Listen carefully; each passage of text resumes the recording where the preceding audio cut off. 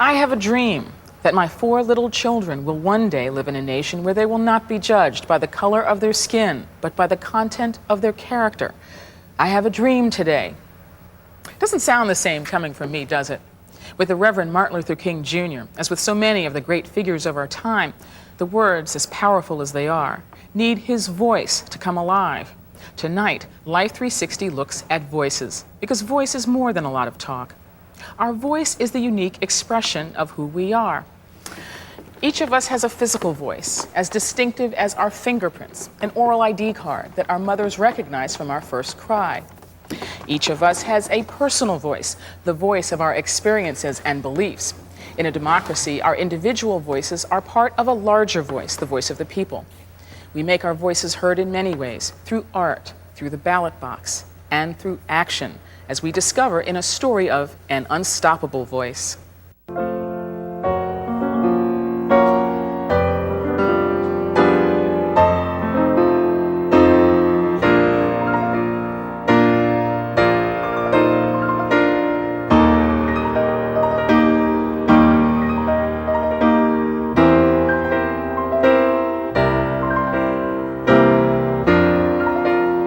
A living miracle, Tom, the blind Negro pianist.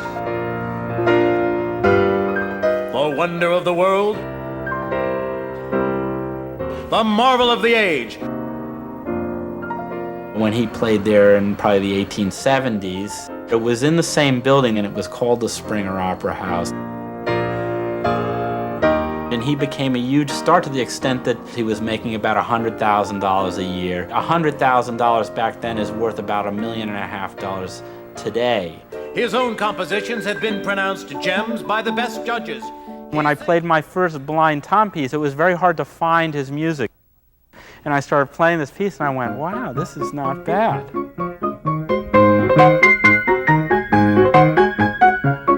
I had no idea that this would send me on this 5-year odyssey up to this point, and it probably will take up another 5 years of my life too. Ladies and gentlemen, the pianist, John Davis. I knew that he was a slave, but I knew nothing beyond that, that there was this whole kind of sad sort of saga of exploitation connected to it also.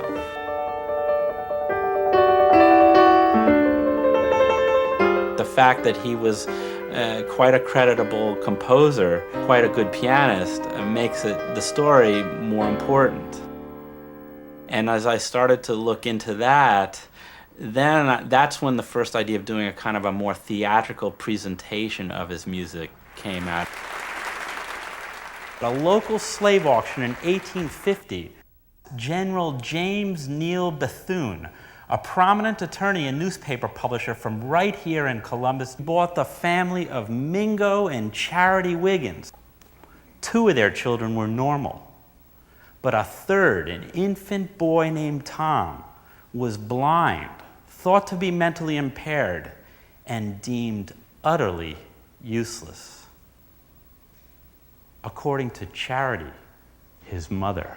We had to watch him, but he would get away from us, and it was when he got away, once that his music talent was found out. He crawled into the parlor when all the Bethune family was at dinner, and he got at the piano. And they kind of get up and go into the parlor, and there's this 3-year-old boy who's blind, thought to be mentally impaired, who now turns out to have this remarkable ability. When he was less than 5 years of age, having been there during a severe thunderstorm, he went to the piano and played what is now known as his rainstorm.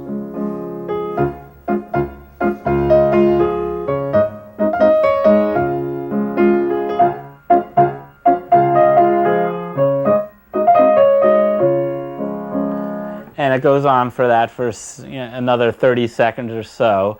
And all of a sudden, after that, you get the beginnings of a storm occurring.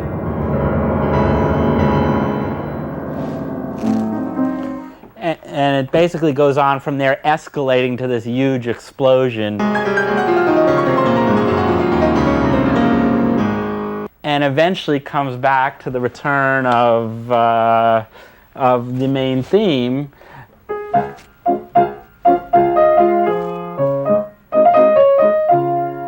Which is sort of the aftermath of the storm, the clearing of the sky and everything. So in a sense, it has a very nice kind of arch structure that is fairly remarkable for a child. Columbus, Georgia, October 13th, 1857. Tom, the blind musician, gave his first entertainment on Wednesday night at Temperance Hall.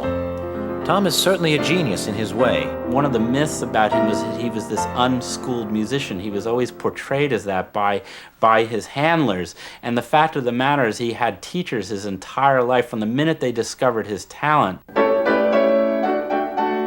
He sings in German, French, and English without understanding either language. Pretty soon, though, Bethune leased him out for 3 years for $15,000, which was an enormous sum of money back then, to this impresario, a guy named Perry Oliver. Oliver advertised Tom's appearances as the ultimate animal freak show, P.T. Barnum style. A member of the audience was come up on stage, maybe the best pianist in town, and then play a piece that Tom could have not possibly heard before, and Tom would play it back immediately, apparently including mistakes. There are lots of arguments on both sides in terms of whether he was autistic or not. And having spoken to people like Oliver Sacks, who's not a musician but a neurologist, he said, wow, this looks really difficult. No one sits down at the age of 4 as he does and sort of, is able to play a complex piece by ear. And he was definitely a musical prodigy. He was certainly a savant, and he was certainly strange in some way or other. Aside from his playing, Tom's various antics always entranced those who attended his concerts. His jumping up from the piano at the end of a piece to lead the applause with his own loud hand clapping, his grins, grimaces, gyrations, and his imitations always gave even the most non-musical their money's worth. Mark Twain gives a wonderful description of sitting in a railway carriage with blind Tom, who gave an incredible reproduction of the train's noise and motion, and then repeated it again and again. We're fighting here the misconception that I had myself before studying blind Tom, that people who are autistic are not intelligent. Musical savants are often able to improvise, to transpose easily, to play in the style of particular composers, and to do all sorts of permutations and combinations. And so this is a genuine intelligence, often of a very high order, but of an oddly localized sort.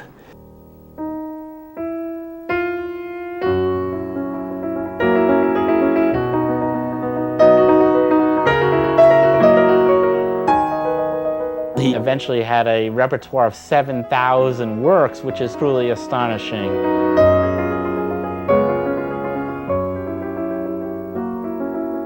From a mere mortal's perspective, I may have 30 pieces.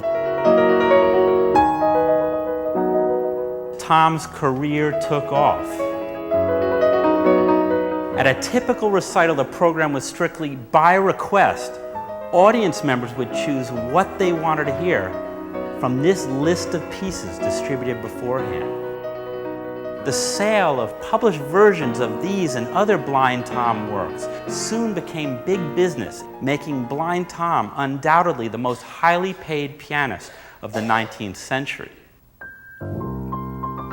An interesting twist of the story was that much of the income that was generated from these concerts during the Civil War were going to support the Confederate war machine, actually. Bethune was a big patron of the Confederate war effort, and so he used Tom's concerts as a way to raise money to pay for that.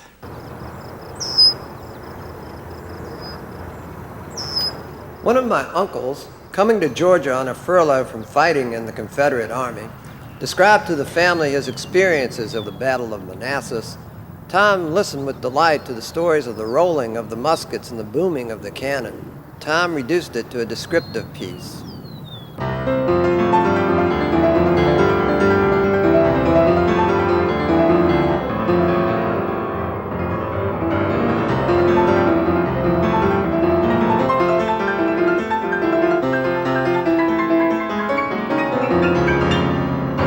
I think it was one of his most popular pieces and perhaps his most unique piece.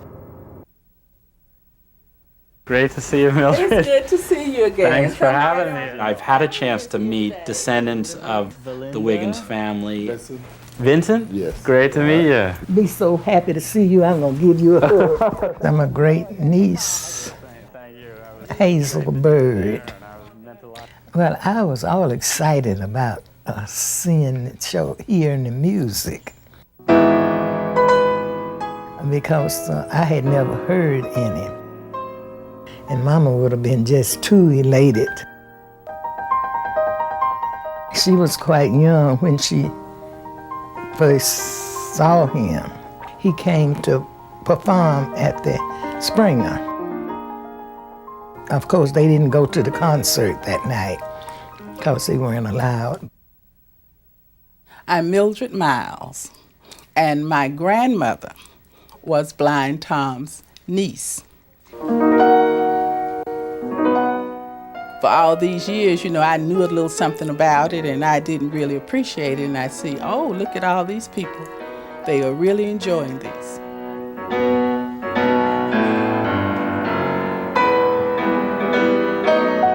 Emancipation complete! The next great event was Lincoln's 1863 Emancipation Proclamation.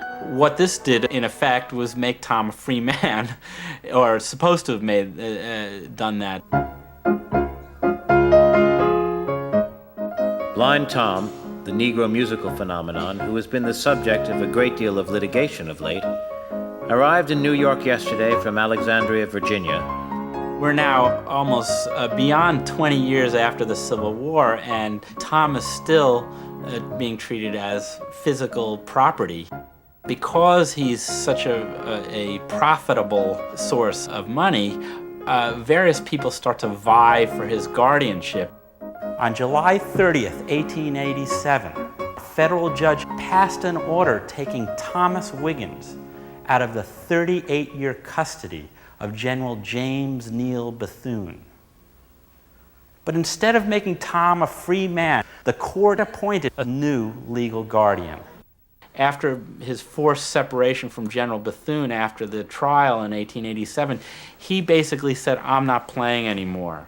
And it was really the first time that I've ever come up with that he was able to take control of his life. And it's an interesting moment because he was completely distraught, ironically, at having been taken away from General Bethune, who had provided for him his entire life.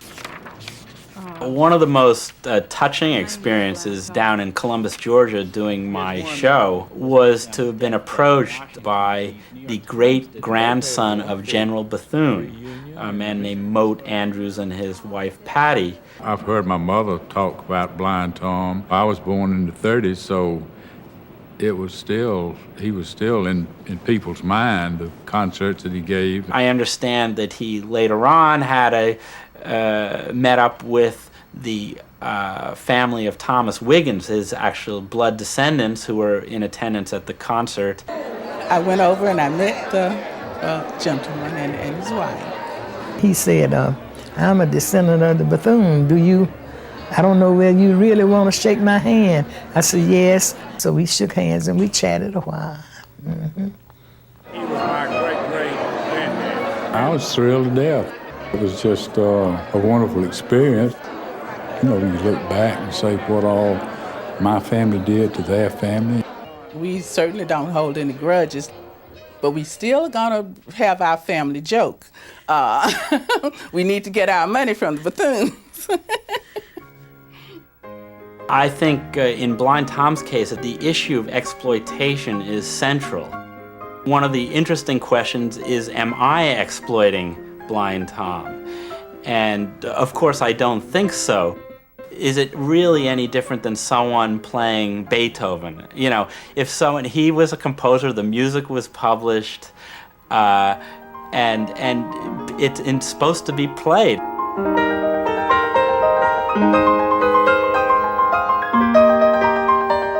Three weeks before his death, he suffered a paralytic stroke which affected his right arm and upper side.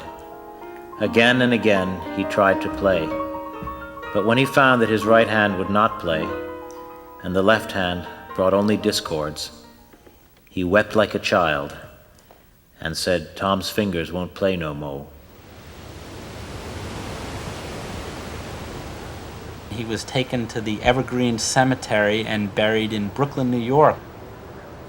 The first time I went out to the cemetery, I had to be shown the spot. No wonderful monument is there to commemorate his final resting place. I do feel sadness that this unmarked grave is kind of a symbol of how particularly alone he must have felt in his life.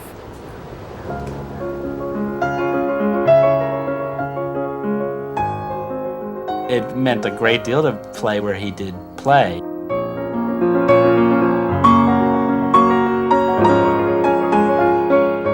In fact, there was this kind of eerie presence of Blind Tom that I think everyone felt at the performance.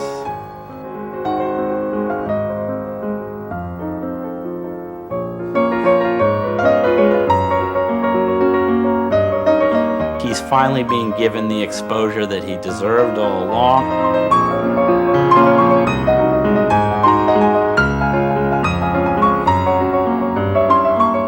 Fortunately, we're left with these wonderful pieces that were published, and they can be played.